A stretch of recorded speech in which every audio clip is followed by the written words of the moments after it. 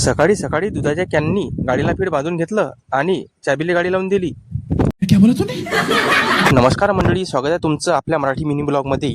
मित्रांनो, तुम्हाला दाखवतो आज आपला दुधाचा टेबल, की आपण दुधाचा टेबल कुठं लावतो आणि कशा प्रकारे दूध विक्री करतो. आपल्याकडील दुधाची टेबलवरील विक्री ही नांदुऱ्यामध्ये मलकापूर रस्त्याने जे वार्ड नंबर 2 समोर छोटं बजरंगबलीचं मंदिर आहे तिथे सकाळ आणि संध्याकाळला 6:45 वाजता सुरू होते आणि लगेचच अर्ध्या पाऊण तासामध्ये दूध संपून आपलं दुकान बंद होते, कारण की आपल्या जवळ असलेल्या दुधाची क्वालिटी बोलते. आजच्या दिवसाची सुरुवात ही या दादानी 1 लिटर दूध घेऊन गेली आणि पुढच्या निवडणुकीमध्ये मी उभा राहील म्हणून हात दाखवून चालले गेले. त्यानंतर आले स्कूटीवाले बाबा.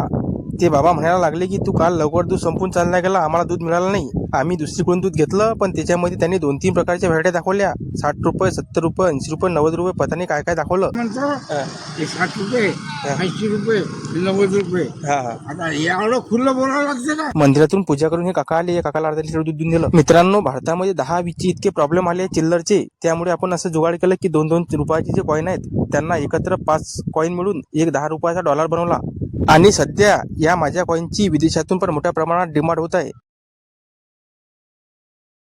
चला, आता माझ्याकडील दूध संपलं. तुम्ही तोपर्यंत सट खा, सट रान, सट झोपा.